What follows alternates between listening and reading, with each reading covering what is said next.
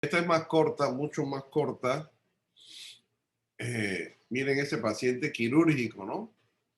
Lleno de tubos, una cirugía de páncreas, muchos drenajes.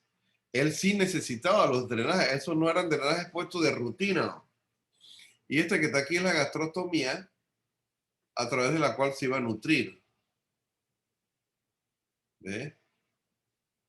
Ayer me preguntaban qué era la laparotomía. Mira, esta es una laparotomía de epigastrio hasta el ombligo, un poquito más abajo del ombligo. Pero a veces, si el cirujano quiere más campo, abre hasta más abajo, hasta el pubis. ¿Me explico? Es una cirugía de una laparotomía, que es vertical. Entonces aquí ustedes saben la respuesta ya, ¿no? ¿Cuál es? ¿Cuál es? Malnutrición. Exacto. Nunca se olviden de eso. Esa es la respuesta. A menos que este sea un hospital de trauma. Y por supuesto, todo lo que viene ahí es trauma. O un hospital de cáncer. Todo lo que viene ahí es cáncer. Pero tienen alta relación con malnutrición. Y acabamos de ver esto, ¿no? La orden médica más frecuente. Cuando el médico no sabe qué tiene el paciente, le pone nada por boca. A veces sí está justificado, a veces no. Pero cuando está justificado, no se te olvide que hay que darle nutrición parenteral. No lo dejes sin nada. Las consecuencias también se las saben ustedes. De toda la malnutrición que estamos viendo en los pacientes hospitalizados. Hospitalizaciones prolongadas, remisiones frecuentes, pobre calidad de vida, malos resultados, más infecciones.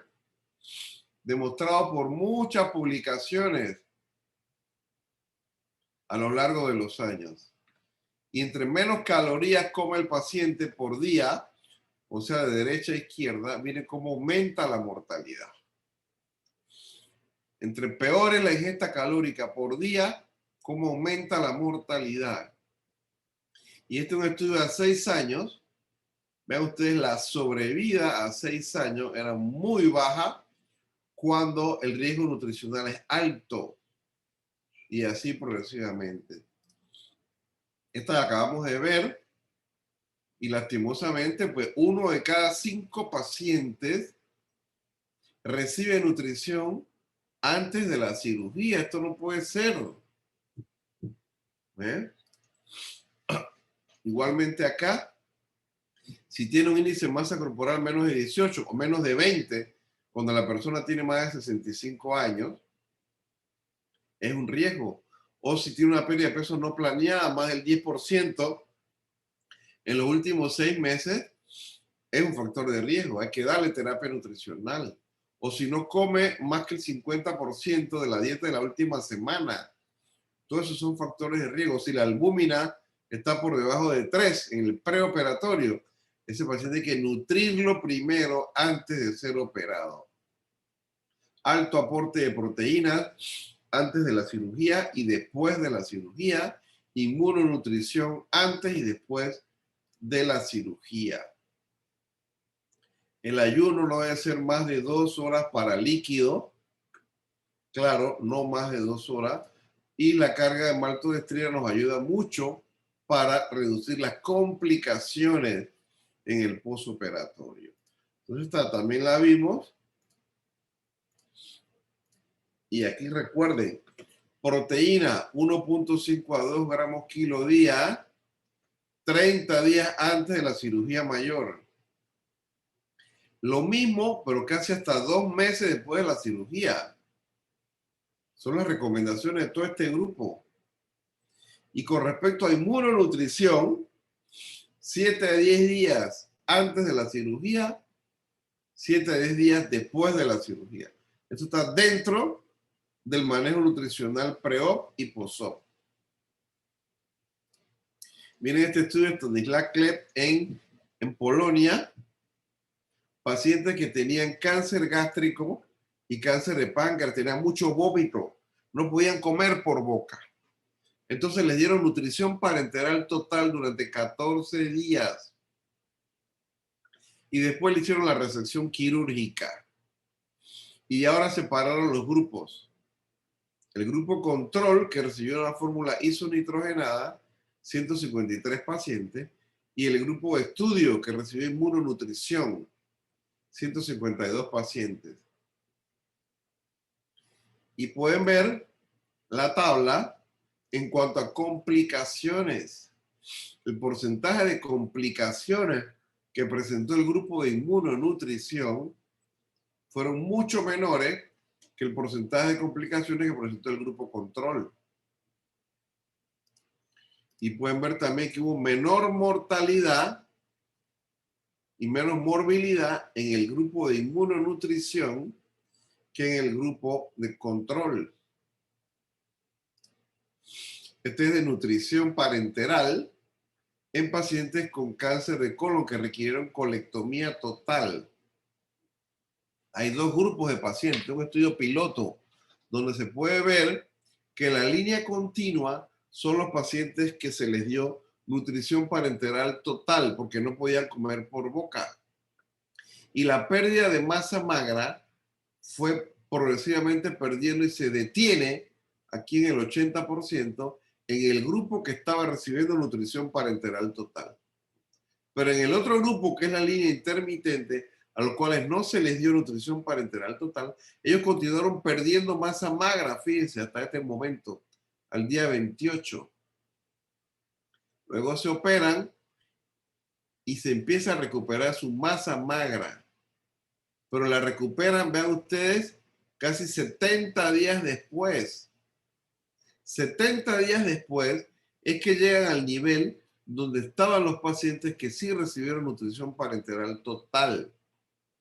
Lo que representa el área bajo esta curva es la cantidad de proteínas que se logró preservar, proteínas musculares que se logra preservar con la nutrición parenteral total que se les dio tempranamente, a diferencia del grupo que no se le dio nutrición parenteral total y por tanto perdieron mucho más masa magra y por tanto mucho más complicaciones.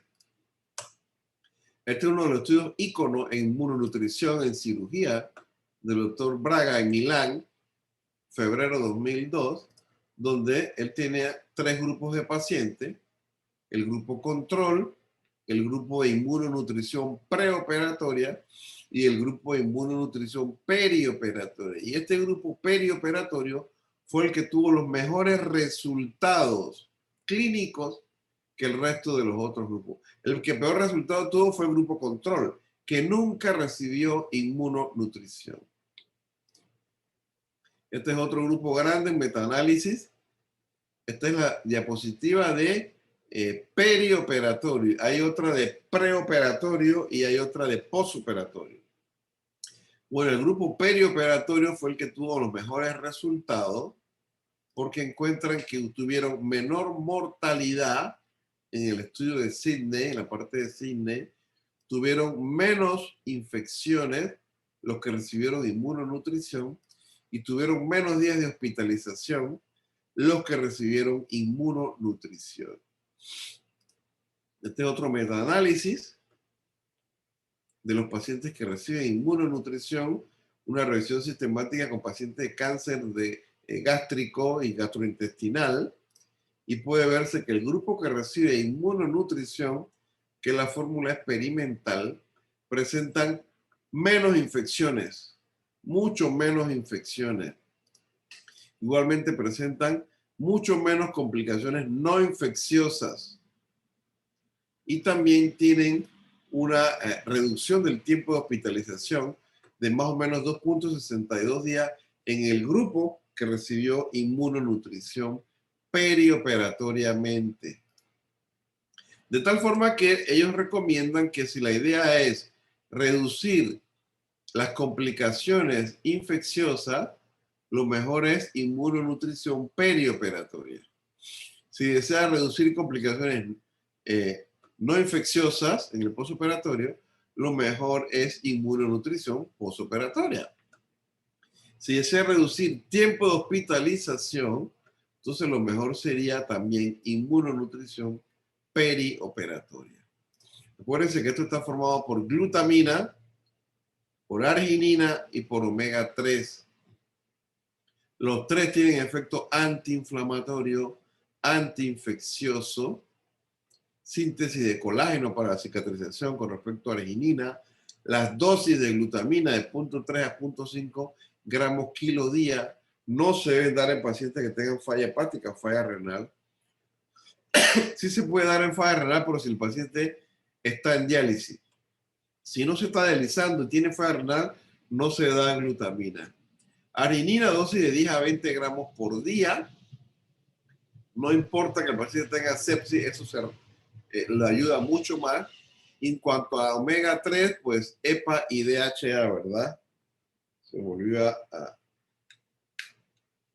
EPA y DHA, como pueden ver, para lograr mejor efecto antiinflamatorio. Esta es una gráfica que muestra la actividad de la arginasa. Recuerden la enzima que destruye arginina. Entonces la actividad está mucho más intensificada de la segunda a la cuarta hora, después de un trauma, después de una cirugía. Es el nivel más bajo de arginina. Por eso que se debe dar extra a los pacientes de cirugía, a los pacientes de trauma.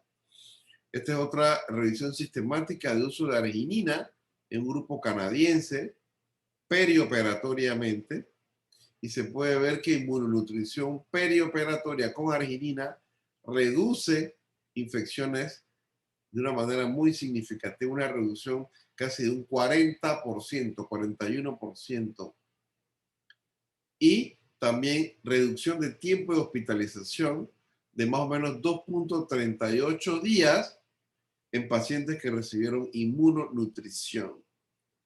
Aquí hay una tabla de varios estudios, pueden ver los años y las cantidades de pacientes, y donde todos coinciden que con inmunonutrición perioperatoria hay menos infecciones, hay menos neumonía, hay menos días en cuidados intensivos, hay menos días en el hospital, menos días en el ventilador y por supuesto menos costos, ¿no? El punto aquí que es una sinergia. Hay sinergia entre glutamina y antioxidantes, entre omega 3, entre omega 3 y arginina. Y al final, usted tiene menos infecciones, menos sepsis, menos falla orgánica múltiple y menos muertes.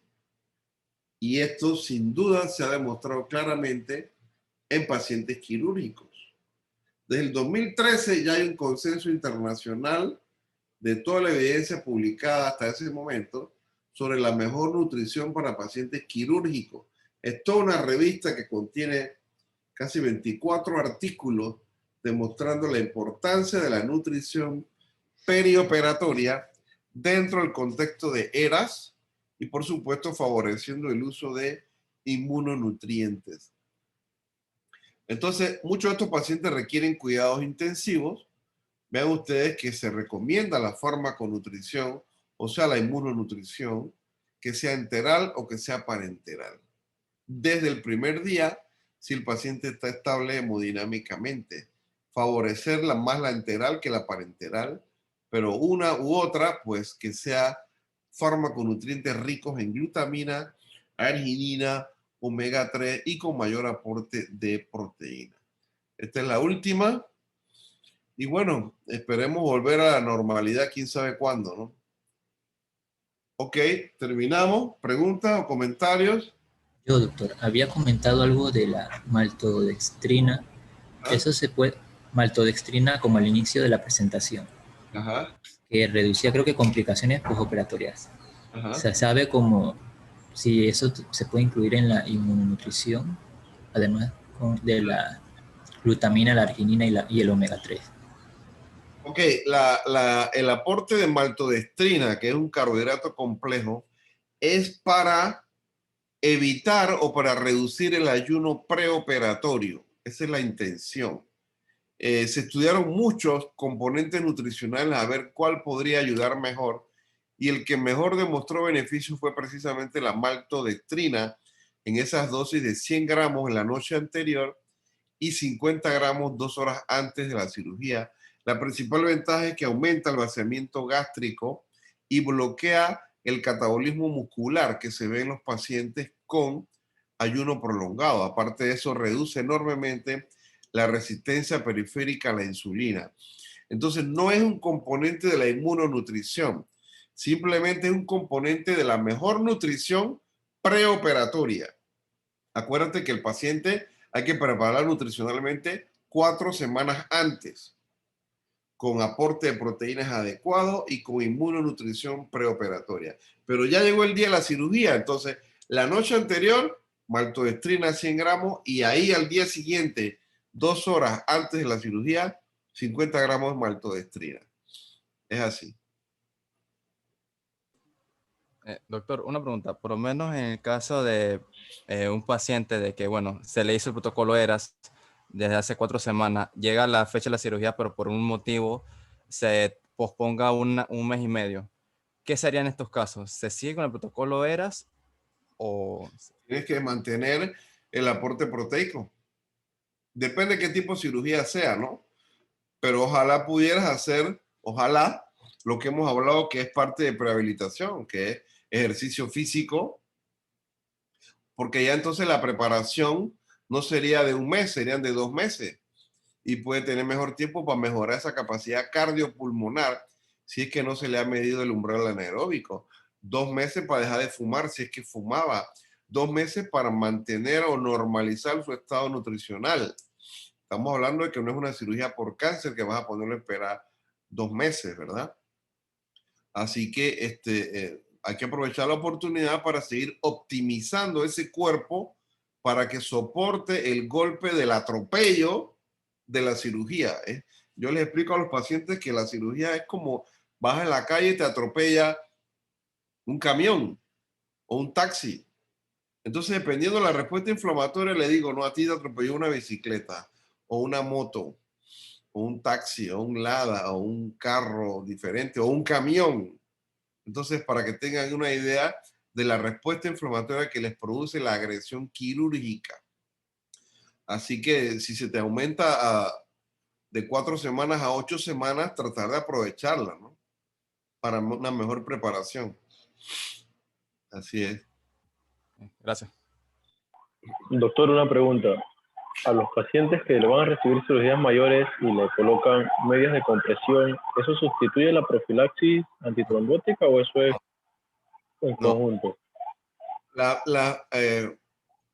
La compresión neumática tiene el efecto de que genera compresión, el nombre lo dice, y ordeña la vena, aumenta el retorno venoso. Las medias de compresión graduada te ayudan para cuando el paciente deambula, porque tienen presiones diferentes del tobillo hacia arriba para que el paciente deambule. Pero un paciente que está horizontal en una camilla para ser operado y si le suma factores de riesgo para trombosis venosa profunda, a ese paciente el mejor beneficio es usar compresión neumática intermitente durante la cirugía, más si son cirugías ortopédicas, más si son cirugías por obesidad o el paciente está obeso, más si son cirugías por cáncer, con más razón. La media no es suficiente. Gracias.